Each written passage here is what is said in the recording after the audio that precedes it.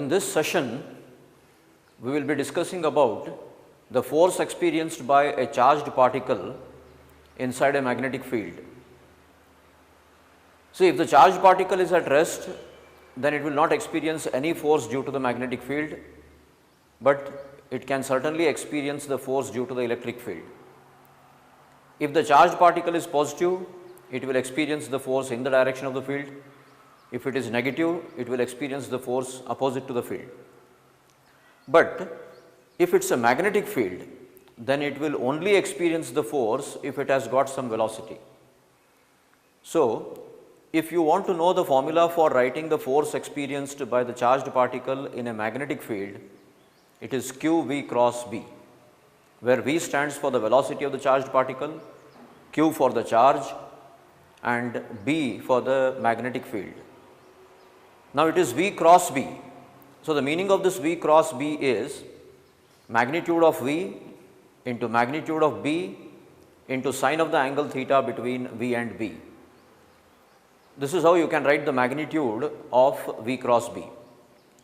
You should also remember that cross product is a vector quantity and there is some direction associated with the answer. So, q v cross b is a vector quantity and the magnitude of that, as I said, is q v b sin theta, where theta is the angle between v and b. So, what you should understand here is, though the charged particle has got a velocity and though there is the presence of a magnetic field, the force can still be 0 provided the velocity is either parallel to the magnetic field or opposite to the magnetic field, because in that case the angle between velocity and magnetic field will be either 0 or 180 degree, and sine of 0 is also 0, sine of 180 is also 0. So, if there is no velocity, then there is no force. That is, I think, very easy to follow.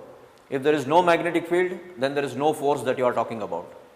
But even if there is velocity as well as magnetic field, the force can still be 0 is the point to be remembered. Fine? Okay. Now, by the rules of the cross product, v cross b should have a direction which is perpendicular to v also and perpendicular to b also. This makes you immediately understand that the motion is going to be circular provided the force is perpendicular to the velocity all the while, because I think that's the condition for circular motion. The centripetal force that you had seen in the circular motion was always perpendicular to the velocity. So, q v cross b gives a force which is perpendicular to the velocity and makes the charged particle undergo circular motion. And as you remember, centripetal force is a must for circular motion to happen, and so q v b sin theta can be equated to m v square by r, where v is the velocity again and r is the radius of the circular path described by the particle. Now, if you take a special case wherein sin theta becomes 1, then the force would be maximum. That is, when the velocity is perpendicular to the magnetic field, the force experienced by the charged particle would be maximum, and of course, the motion is going to be circular and the radius can be given. So, r will be equal to mv by qb. The radius of the circular path will be given by mv by qb. Now, if it is undergoing a circular motion, you can always speak about the time taken by the charged particle to undergo circular motion, and t can be given by 2 pi r by v. 2 pi r is the circumference that the charged particle would cover during its one rotation, and v would be the velocity. So, time period will be 2 pi r by qb. Now, if you replace that r as well as v, then I think you can even find out that the time period is independent of the velocity. Now, superficially it appears that it is 2 pi r by v.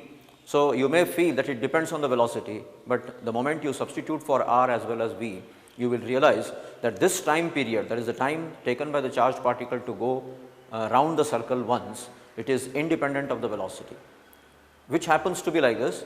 If you project the charged particle with a greater speed, then it would undergo a circular motion with a bigger radius, but still take the same time as it would provided you had projected it with a lesser speed.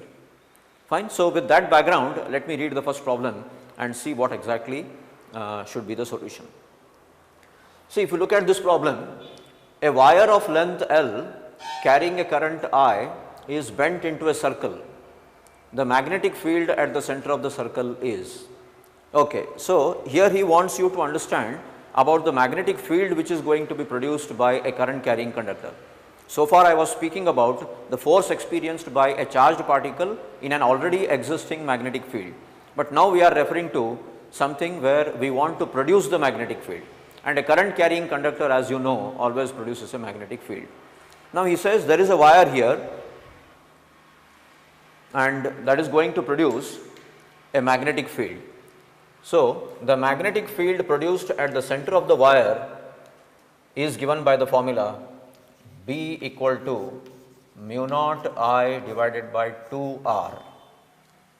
Fine. So here mu naught is the proportionality constant, I is the current that he has given, R is the radius of that circular wire, but he has not given you the radius, he has given you the length. So you can write this length as 2 pi R and find out the value of R as L divided by 2 pi, and that makes B equal to mu naught I divided by 2 L divided by 2 pi, and that gives you the answer as 2 gets cancelled. So it is mu naught I pi divided by L, and that makes the answer 1, that is A to be the correct option.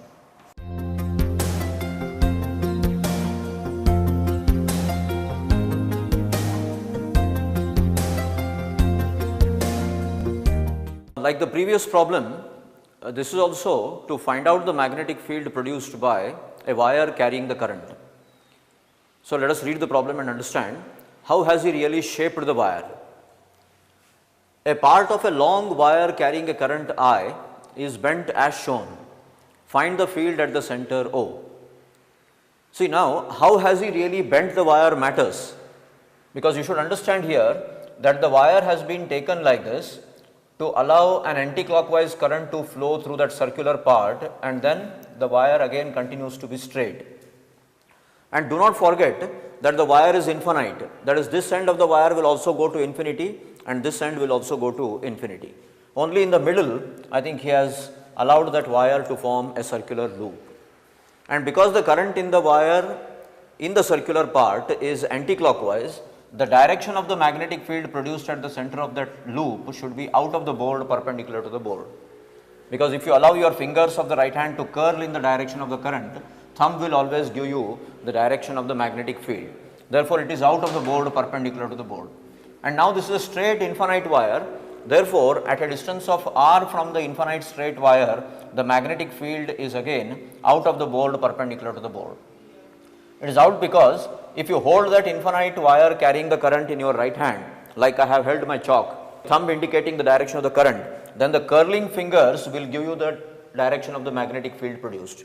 Therefore, the magnetic field produced at the center O should be the sum of the field produced due to the straight wire as well as the field produced due to the circular wire. So, the net field at the point O can be written as 1 is mu naught I divided by 2R, which is due to the circular portion, where I have considered R to be the radius, which is out of the board, plus due to the straight wire, which is mu naught I divided by 2 pi R. That is due to the straight infinite wire at a distance of R from the wire. Now, if you sum these two, mu naught I divided by 2R is common. So, that will be 1 plus 1 by pi, and that makes it mu naught I divided by 2 pi R, where pi is the LCM, into bracket pi plus 1, and that makes the option C as perfectly correct. But that is only because the wire in the circular portion is carrying the current in the anti-clockwise direction, and it has added to the magnetic field due to the straight infinite wire also. Had it been clockwise, then the answer would have been D. Please remember this. So now the answer is C because both the fields are getting added up, and therefore this option is perfectly correct. That is, C is correct.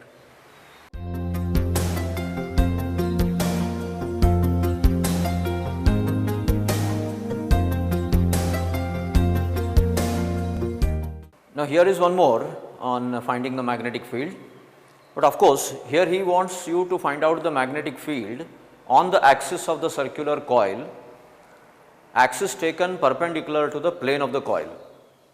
See, please remember, we do not have any discussion of finding the magnetic field anywhere in the plane of the coil, we will always choose the axis perpendicular to the plane of the coil, and we will pick up a point on the axis and write the magnetic field there. But here he wants, I think, a comparison to be made. Let us read the problem. The magnetic field at the center of the circular coil of radius r with current I is B. What is the magnetic field at x equal to root 3 r from the center on the axis? So, please remember that he has taken the axis at right angles to the plane of the coil, and the point he has chosen is at a distance of x equal to root 3 r from the center. And he wants you to compare and find out the magnetic field there. So, let us first write what exactly is the formula for the magnetic field on its axis.